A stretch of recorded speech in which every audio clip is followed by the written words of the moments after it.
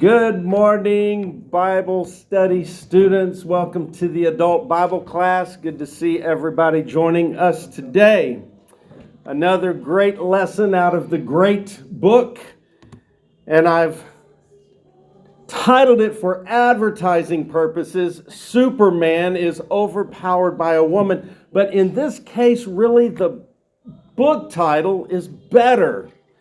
The book title is God Intervenes for His People, and that's really the story of Samson. It's not so much his story, but it's the Lord's story with Israel, and He is the instrument of the day. But we've been studying the book of Judges, and this is our fourth lesson. It'll be our final lesson in the book of Judges, but there were a group of men and women that the Lord raised up during this period of time when Israel has come into the promised land and they're trying to sort out their newfound freedom and trying to figure out how they're going to live. And then unfortunately, they did not eradicate all of the inhabitants of the land. So there's pockets of Canaanites and pockets of idolatry. They've conquered the major cities, but they're just kind of learning how to live. They don't have a central leader. Each tribe has their own leadership structure, and so that's the period of time that we're talking about today. Remember, when we're studying the Old Testament, that we're learning about the Lord. We're learning about how the Lord deals with people. So we want to take note of those interactions, and we want to understand that we can apply those things to our lives. And then we also want to look at the good examples and the bad examples. And our hero today, Samson, is both a good example and a bad example. So we want to copy the good things about him and eschew the bad things about Samson. I'm sorry, let's talk a little more. Samson is sent to begin to deliver Israel from the Philistines. The Philistines were their longtime oppressors, not just in the book of Judges. They've been around actually since Genesis. Abraham made a covenant with some of the Philistines, and they're going to hang around until the days of David. Actually, they're going to hang around after the days of David. They will be destroyed eventually before Christ comes the first time. But it won't be by Israel. It will be by Babylon. But they are a long time thorn in the side of Israel. And Israel has conflicts with them. And it's just a long back and forth between Israel and the Philistines with nobody really winning. They win battles, but nobody really wins this long-term war. So Samson is unlike any of the other judges. Well, I'm going to show you a list in a minute of the 12 judges in the book of Judges. We've studied 3 of them already, at least 3 of them, probably more. But Samson is different in that he has a divine birth. He's one of the 7 people in the Bible who has a miraculous pre-birth story. Now, I could have put that on a handout, and I'm sorry I didn't. But you know what? Let me just tell everybody now that we're going to have an extended lesson on Samson and the Philistines in 3 Wednesdays. So that's part of my Troubles in Paradise series. So if you want to get a little bit more about Samson and the Philistines, we're going to have a lesson about troubles with the Philistines, and we'll cover Samson's miraculous birth. But today, we're really just going to cover the last chapter of his life, the one that you're most familiar with. It's chapter 16, but his story actually begins in Judges 13. So he has this miraculous call. Wouldn't you know, his mother, like so many other women in the Old Testament stories, was barren. And she had a miraculous meeting with an angel, and she told her husband, and the husband said, "Lord, let the man come back." And the angel came back and talked to them both. And so they got some pre-birth info about Samson, and one of the things was he is to be a Nazirite. He is to follow the Nazirite code, which includes no cutting his hair, no touching the dead, and no touching the fruit of the vine, the grapes, because they might be alcoholic. You never know, right? So that was his command from the Lord from birth, and that command came to his parents. So it was up to his parents to raise him according to the Nazirite vow. Samson is a superhuman strength man. He's got this supernatural strength, but he's got this super weakness for women, it seems. We don't have a lot of details about his life. We've just got some snippets, but the stories that we do have about him involve women, and it's not women from Israel.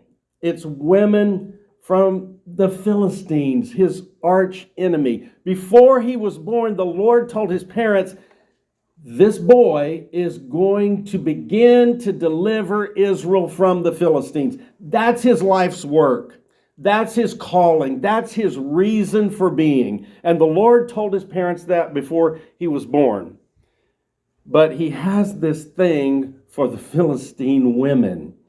And it turns out to be his undoing, but it also turns out that the Lord, just like so many other stories that we've seen, when people go astray, but they come back to the Lord takes the mess that they've made and he fixes it and he turns it into something good. He doesn't necessarily erase their mess or even the consequences of what they've done to mess up their lives, but he makes it into something else. And he makes it into something beautiful. And that is our story. As we go through this Old Testament, we see people that are continually going astray and going against what God has ordained for them. But God, through his mercy, if they will humble themselves and call out to him and repent, he seems to take their mess and make it into something beautiful anyway.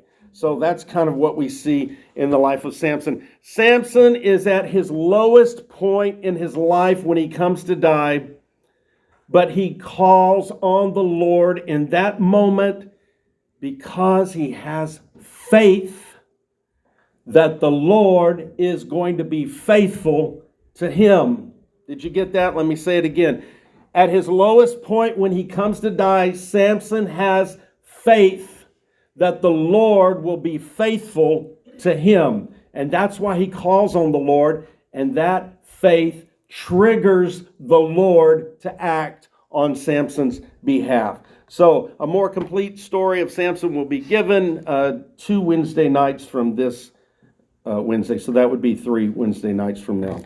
All right, so we've been talking about this, riding the sin cycle in the book of Judges. Once they come into the land, they don't really have a clear-cut leader. They've just got these temporary leaders that we call judges that God raises up, and he'll raise one up over here in this region for one particular regional problem. And then later on, maybe 20, 30, 40 years later, God will raise up another leader over here in another tribe, and they will be for a particular purpose.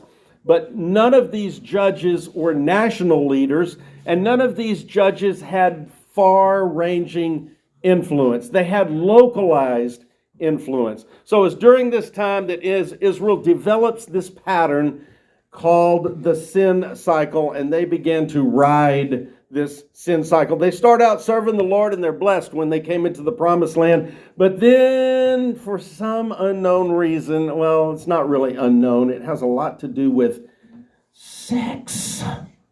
Yes. This idolatry thing has a lot to do with sex. And we can't ignore that part, because that was a big part of the draw of idolatry, was the sex that was involved with the idolatry. So let's don't kid ourselves and say that it's just because they love to pray to rocks and stones. It wasn't just that. The praying to the rocks and stones, the idols, was the consequence, but it was really the sexual aspect of it that kept drawing the men of Israel into this stupid thing called idolatry. Yes, it's stupid, but hey, it fulfilled a primal need for a lot of men, And that's how they kept going back over and over to idolatry. And when it happens, they're cursed. And the Lord warned them and told them, you're going to be cursed. And they do it anyway, because that draw, that pull is so strong that they're willing to follow the idols, knowing that they're going to be cursed. And then when they're cursed, their life gets hard, and everything goes wrong, and nothing works right. And eventually they cry out to the Lord, thankfully, because they do have that to fall back on. Somebody reminds them, oh, we could call out to the Lord. A judge will come up and say, hey, we're having this trouble because we turned away from the Lord. Let's turn back to him. And they say, oh, yeah, let's cry out to the Lord. And when they cry out to him, he's faithful. He never turns them away. He never says, no, I'm not going to help you this time. He always sends them a judge or a deliverer or raises up somebody. And then they're serving the Lord again, and they're blessed. But it's hard to stay on top. And before you know it, they're riding the sin cycle again. How long do you want to watch this slide? I spent some time on it. Isn't it cool? That's way cool. All kinds of stuff going on there. This is so you won't forget in your life to get off the sin cycle. This is how you get off of it. You cry out to the Lord. Is this too light again? It's too much. No. No, you gotta get off. Oh, I want you to slide. There you go. Oh, it's the slide. We're all about the end Caesar. Okay, here we go. So let's look at the 12 judges of Israel. That was kind of fun, though, you have to admit. 12 judges of Israel. Here they are. Some of them are very obscure. Some of them are only mentioned in one verse, but we're just going to cover them really quickly. Othniel, Judges 3, he defeated, who's that, Jackie? Cushan-Rishathaim of Mesopotamia. There you go. And Ehud, he was left-handed. He killed King Eglon of Moab. Each one of these did a small part to help deliver Israel from their enemies, but nobody had a big national campaign, not even Samson. Shamgar, he killed 600 of the Philistines with a single tool, an ox goad. Deborah, remember the story of Deborah and Barak. She was a prophetess, and she told Barak to go down there and do battle with King Jabin, and remember Jael and her hammer, her famous hammer, to the head of Sisera.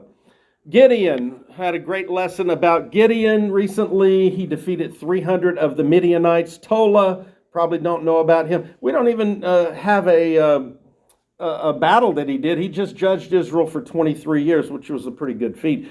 Jair, had 30 sons on 30 donkeys.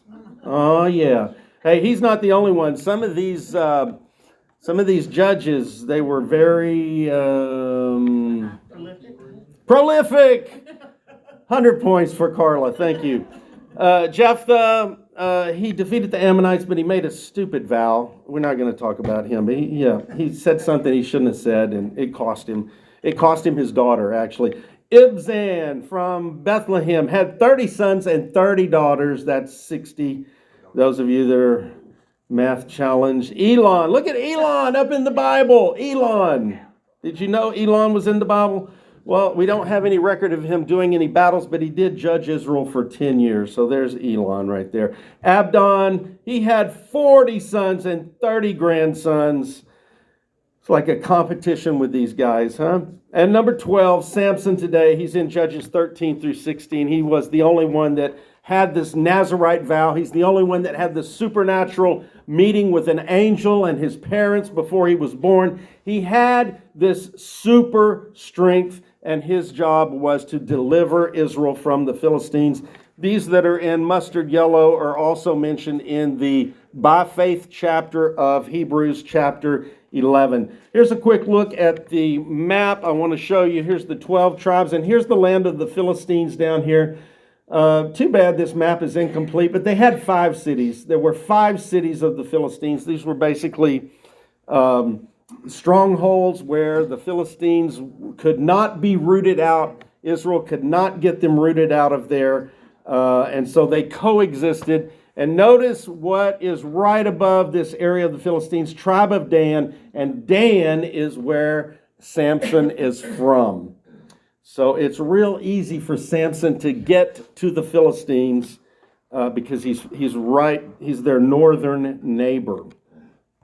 First mention of the Philistines is in Genesis. Abraham makes a treaty with one of their kings.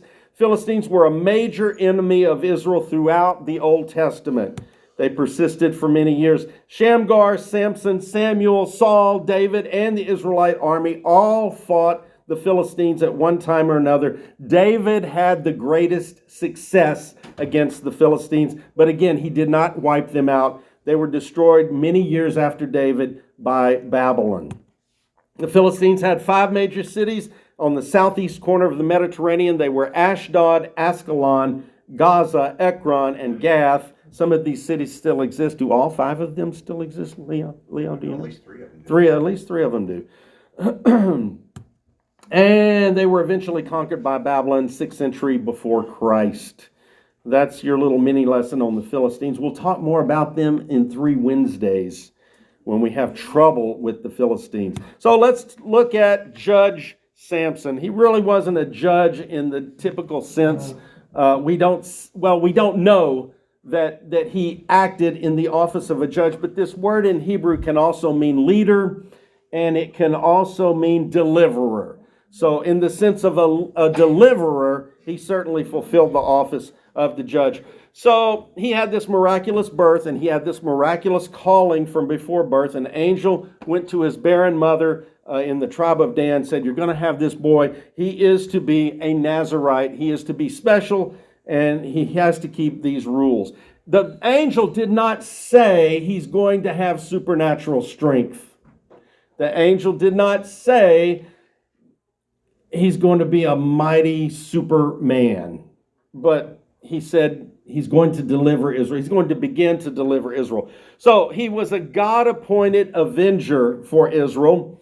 He was to begin to deliver Israel, but he functioned like a lone warrior. We never see Samson joining up with anyone to help him.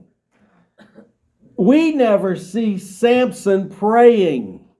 We never see Samson hearing from the Lord. Now, he prayed right before he died. That's the only time we see him praying, and we're going to cover that today. But throughout his life, we never see him even talking to the Lord. It's as if he doesn't have a relationship with the Lord, except occasionally the Spirit of the Lord comes upon him, and he has this supernatural strength. He doesn't have it all the time, but he has it when the Spirit of the Lord moves on him. But we never see him having a relationship with the Lord. That's interesting. But he did, and we know that because at the end of his life, we see that he has this faith in the Lord, that the Lord will hear and answer him as the Lord always does when we call him. So Samson was a symbol also of Israel's condition at the time. He was up and he was down, and the nation was up, and then they were down, and they were serving the Lord, and then they were serving idols. So Samson's story is kind of the story of Israel. It's a story of successes and failures. He was chosen and empowered by the Lord, but he often compromised his morals, and he was often caught up in his own lust and his own pleasure, his own comfort. And his fall and his redemption cycle is again a picture of Israel's sin and deliverance. He judged Israel for 20 years. He was never a military leader in the traditional sense, but he was the Lord's special weapon against the Philistines for 20 years. All right. So we're starting out. We're going to read the entire chapter 16, which is the last chapter of his life. And it begins with Samson in Gaza, one of the 5 cities of the Philistines. It seems like he liked to go down to the cities of the Philistines. He liked to go down there and hang out, because that's where you get to meet Philistine women. Yes, that's what he goes down there for. He goes down there to meet their women. We've got 2 stories of him going down there and meeting women. And so here's how his life starts. You ready, Jackie? Not how his life starts, but how the story starts. Now Samson went to Gaza and saw a prostitute there and had relations with her. When it was reported to the Gazites, saying, "Samson has come here," they surrounded the place and lay in wait for him all night at the gate of the city. And they kept silent all night, saying, Let's wait until the morning light, then we will kill him. They want to kill him because of all the things he's done to them. He's destroyed their infrastructure. He's destroyed their crops. He's killed Philistines. I might say it both ways. Same people. They know him. He knows them, but yet he goes down there. He goes down there anyway. He's seemingly not afraid of them. But they want to kill him. They know that he's in this prostitute's house, and they are going to kill him when he comes out. But now Samson lay asleep until midnight, and at midnight he got up and took a hold of the doors of the city gate and the 2 doorposts and pulled them up along with the bars. Then he put them on his shoulders and carried them up to the top of the mountain, which is opposite Hebron. Now these Philistine cities were walled. They were secure, as most cities in this time were. They were a fortress type city. And he got up at midnight. He slept after he's been with this woman. He slept, and he didn't want to stay all night with her. He didn't want to see her in the morning. Got up at midnight, and he just took the gates and the posts and everything and left a gaping hole in the wall. And he didn't even have to do this. He could have dropped them right next to the hole that he left in the wall. But he carried them up to the top of the mountain. And he's showing off. Showing out for the Lord, though. He did it for the Lord. He didn't go down there for the Lord. But he's showing off this strength that the Lord gave him. All right, so he escaped. But did he really escape? The next verse, and we immediately goes on to the next woman, and this is the one that is going to begin to overpower him. Let's see how it works. After this, it came about that when he was in love with a woman in the valley of Sorek, whose name was Delilah. Do you think he was really in love? It was all lust. It was all lust. Well, there's different kinds of love, aren't there? But in the moment, it's so strong, it feels like it must be love. This valley of Sorek is right between Dan and Philistia. So he's right there, he's not too far from home, but he's right there close to the area of the Philistines in this valley called Sorek. And the Bible does not specifically say that Delilah was a Philistine, but she's in cahoots with the Philistines. This valley of Sorek is right there between Dan and Philistia, so she probably was a Philistine. He's in love. Probably not the first time. So the governors of the Philistines came up to her and said to her, "Entice him and see where his great strength lies and how we can overpower him, so that we may bind him to humble him. Then we will each give you 1,100 pieces of silver." So their eventual goal is still the same. They want to kill him, but first they want to bind him and they want to humble him. He's done a lot of damage to them. And they don't want to just kill him now. They want to kill him and make him pay. They want to see him suffer. They want to extract some retribution from Samson of what he's done to them. And then they will kill him. But this is a lot of money. It's unclear whether this is 1,100 pieces of silver from each of these governors, or maybe that's the total. We're not sure, but still, it's a lot. Remember, Jesus was sold for 30 pieces of silver. This is 1,100 pieces of silver. This is a lot of money. And come to find out, Delilah is not in love with Samson.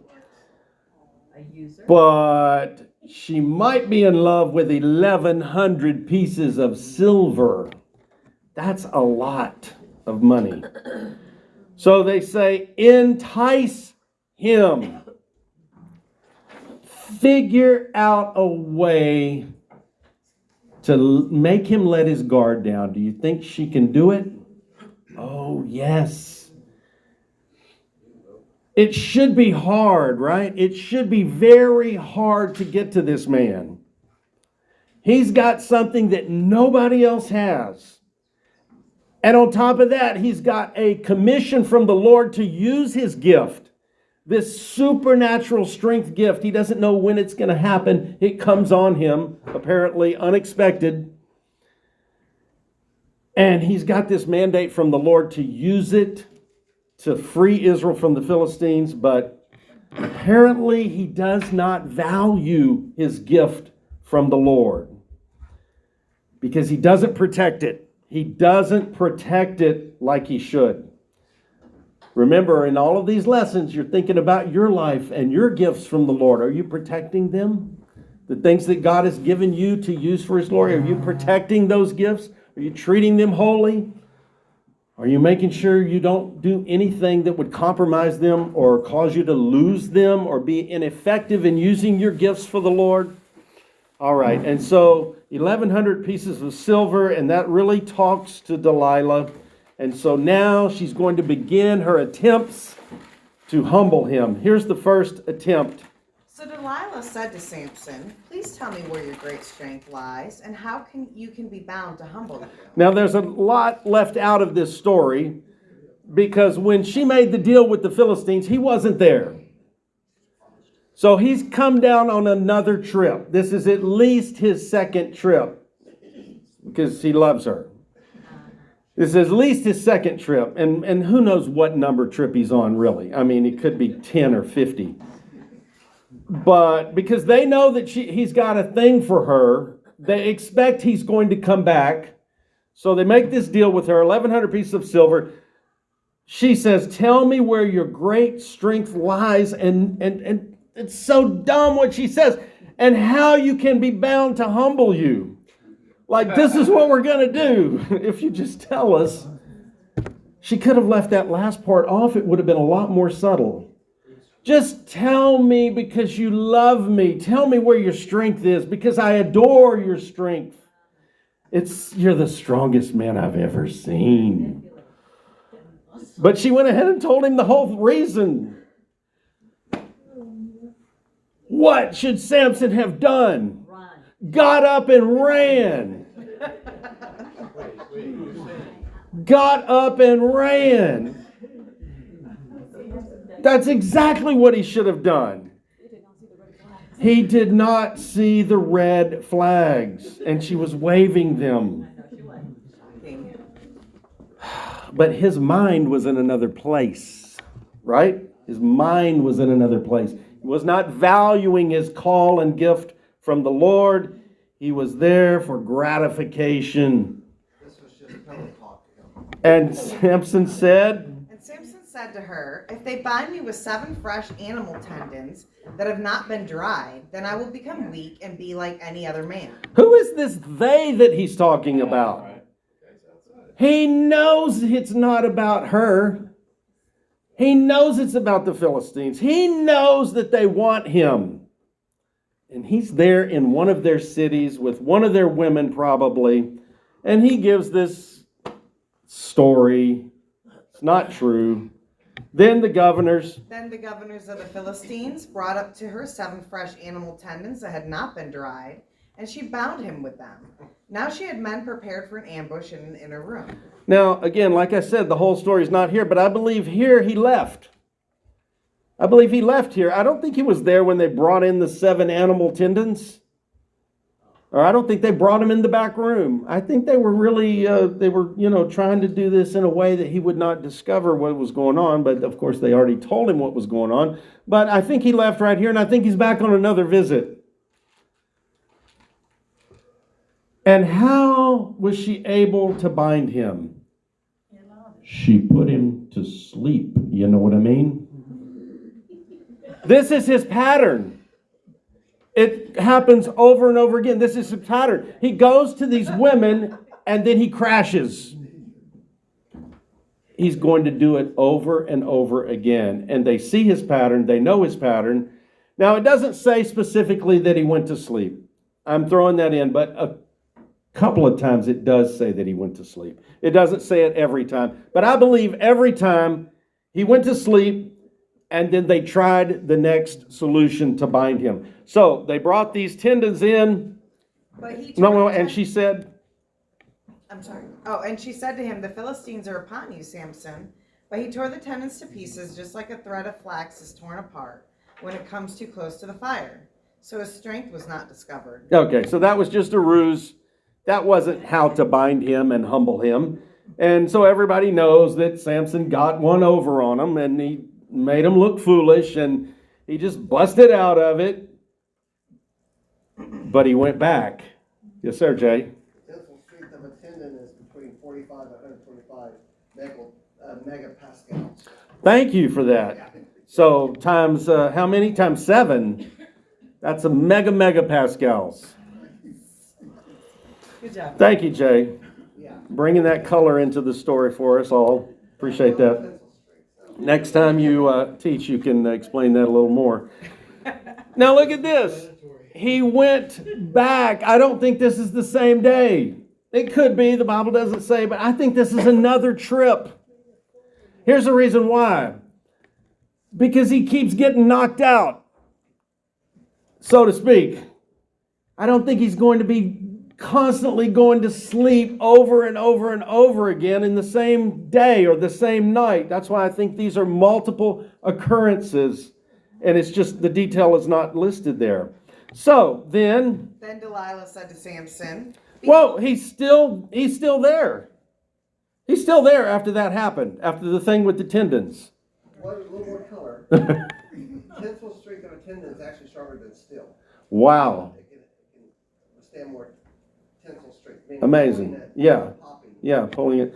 That's awesome, So Jay. it's the equivalent of him being bound by something stronger than a Yeah, steel cable. yeah. Almost like a chain or something. Yeah. Yeah, it wasn't something that was just easily. No, this is something that's really strong. 7 of them. Yeah, it wasn't just some animal parts that, he could pull apart. It was something that was incredibly strong to pull apart. And he popped them. They were gone. But he's still there. Or he came back. And she said, "Behold, you have toyed with me and told me lies. Now please tell me how you may be bound." Then he said to her, "If they bind me tightly with new ropes, which have not been used, then I will become weak and be like any other man." So Delilah took new ropes and bound him with them and said to him, "The Philistines are upon you, Samson." For the men in the ambush were waiting in the inner room. But he tore the ropes from his arms like thread. like thread. So I'm pretty sure this was a second instance, another visit. And the only way that she could have bound him would have been she put him to sleep again. Okay, and that's his. Unless he had sleep apnea or something, he just conked out in the middle of the day all the time. I just don't believe that. I think these were multiple occurrences, and she's knocking him out every time, and every time he wakes up now, he's got ropes on him or something. There's men in the ambush. Men in the ambush were waiting in the inner room. He tore the ropes like thread. A third time, he keeps going back. How many times is he going to let them do this? The answer's 4, by the way. The answer's 4. Yeah, it only takes 4 tries. So he's narcoleptic. Yeah, he's got this thing where he just sleeps a lot. Well, big men need Big men need big sleep. There you go. I like that. Third time, I think this is another visit. And there could have been other visits in between where nothing happened. That would have been a good strategy, right? Don't make it seem like every time he comes, they're going to tie him up with something. Give him a couple of freebies. Give him a couple of free visits where nothing happens so that he'll keep coming and then catch him when he's not expecting it. Then Delilah said to Samson, "Up to now you have toyed with me and told me lies. Tell me how you may be bound." And he said to her, "If you weave the 7 locks of my hair with the web and fasten it with the pin, then I will be weak like any other man." So while he slept... again, this time specifically says he's sleeping. That's why I'm saying the other times he was sleeping as well. So while he slept, Delilah wove the 7 locks of his hair with the web. And she fastened it with the pin and said to him, "The Philistines are upon you, Samson." But he awoke from his sleep and pulled out the pin of the loom and the web.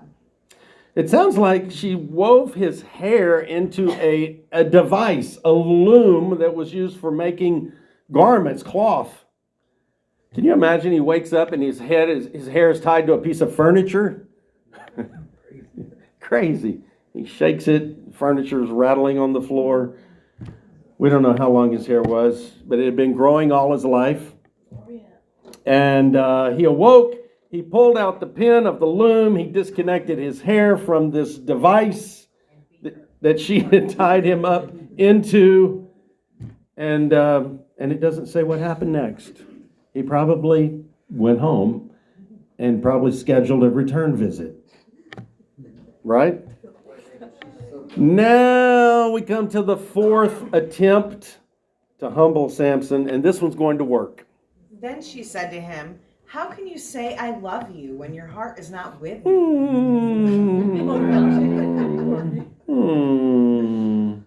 "You have toyed with me these 3 times and have not told me where your great strength is." You toyed with me. You treated me like a toy.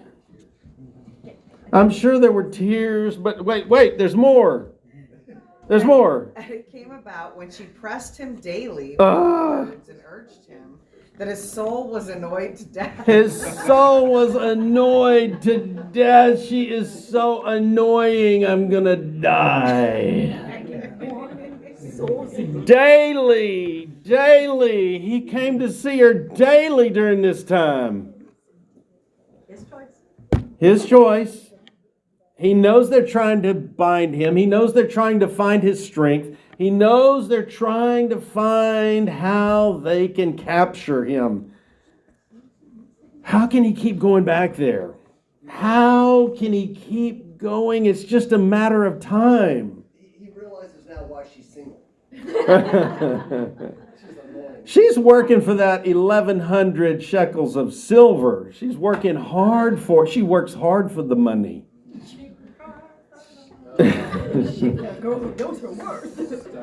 Pressed him daily, urged him. His soul was annoyed. Why didn't he just drop her? Because some men like a challenge. Why couldn't he drop her? Oh, he's annoyed to death. And then what happened? So he told her all that was in his heart and said to her, "A razor has never come on my head, for I have been a Nazarite to God from my mother's womb. If I am shaved, then my strength will leave me, and I will become weak and be like any other man." And she knew when he said that. She knew something about it, something about the way he said it. When he started talking about his God, he probably had some kind of reaction that he didn't normally have. I've been a Nazarite to God all my life. My mother had a supernatural angel meeting. I can't cut my hair because I belong to God. I'm his deliverer for this nation called Israel. And now she begins to overpower him. When Delilah saw that he had told her all that was in his heart, she sent word and called the governors of the Philistines, saying, "Come up once more, for he has told me all that is in his heart." Again, I think he left. And I think he came back. Maybe not. But, she's got this communication going on. I don't think he's there when she's plotting his destruction. She talks to the Philistines. She says, I think this is the one. I think we got him. This is the 4th time. And I think I nagged him to death. And I think I got the answer out of him. Come back. I think I know how to do it this time. Then the governors of the Philistines came up to her and brought up the money in their hands, and she made him sleep on her knees. Here it says specifically, she made him sleep. Okay? And called for a man and had him shave off the 7 locks of his head. Then she began to humble him, and his strength left him. His strength left him.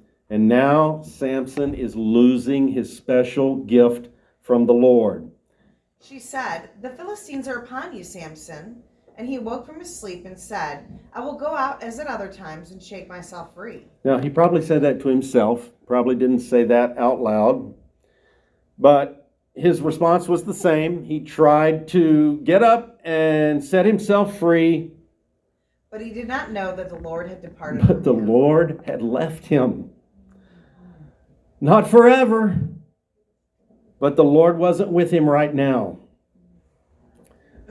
Samson was destined to deliver Israel from the Philistines. It was his reason for being born. But now he's blown his reason for living. One job. Very sad, sad story. And he had how many chances before it happened? He had how many warnings? He could have stopped it. He could have stopped it so many times. He knew what they were trying to do. He was blinded by his own passion. And now Israel's deliverer, the one that God chose, is going to be blind and bound and grinding grain in a Philistine prison. Then the Philistines seized him and gouged out his eyes. Can you imagine? Can't see. How is the Lord ever going to use me now? I've broken my vow to the Lord. I was born to deliver them. Just think about the anguish in that prison.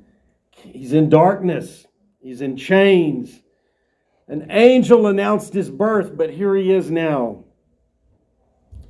Was Delilah worth it? No, not worth his eyesight. She didn't even like him. He was her ticket to getting out of poverty.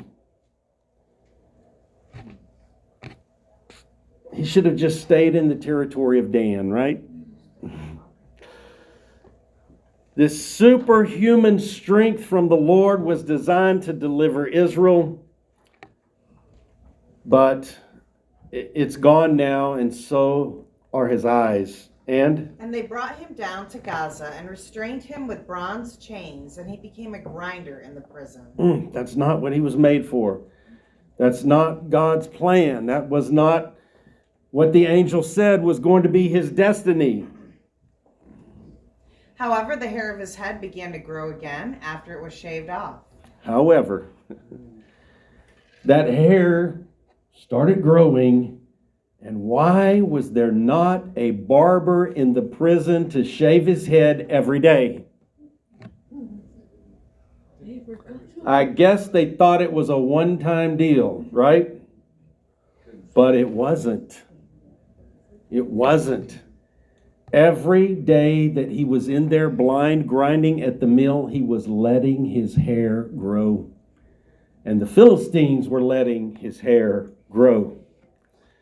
And now they're going to have a party and celebrate Samson's capture.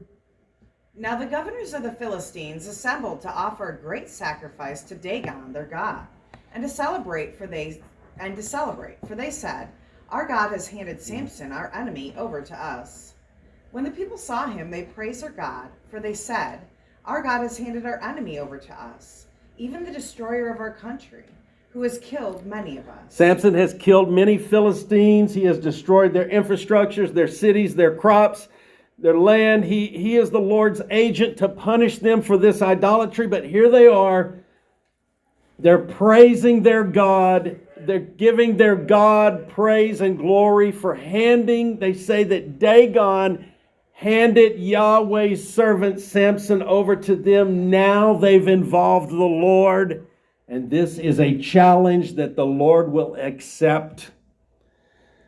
And so it's not just about Samson anymore, but it's about the Lord's honor and the Lord's name. And in this celebration that they're having, 3,000 Philistines are laughing and mocking Samson. It so happened when they were in high spirits that they said, "Call for Samson, that he may amuse us." So they called for Samson from the prison, and he entertained them. And they made him stand between the pillars. Now, I don't think he was singing and dancing. Don't think he was doing sleight of hand or card tricks. I think they were probably, he's blind. He can't see what's happening. And they were probably hitting him or doing something to distract him or to annoy him. And everybody thought it was hilarious. And they're laughing at him. And so that's how He's entertaining them. He's not up there doing tricks. He's blind and in chains. But to them, it's fun to see their enemy tormented. And so they're watching him. Then Samson said to the boy who was holding his hand, "Let me feel the pillars on which the house rests, so that I might lean against them." Unbeknownst to the Philistines, they have set Samson free. He is out of prison, never to return again. And this is his chance to fulfill his calling in his life. God gives him one more chance. He's got his freedom from prison. He can't see, but he can still talk and he can still move. And this is his chance to resume what was interrupted by Delilah. He's going back to his roots, his calling, what he was born for. He's going to use this one last chance to deliver Israel from the Philistines. He locates the load-bearing pillars of the building that they are in. They are having fun at Samson's expense. Go ahead and read it. Now the house was full of men and women, and all the governors of the Philistines were there. And about 3,000 men and women were on the roof looking on while Samson was entertaining them. Apparently they were on the roof above him, looking down to him. They were mocking him. They were laughing at him. He was making them laugh because they were happy that he was suffering. And now he's going to go back to what he was called to do, and that is to defeat the Philistines.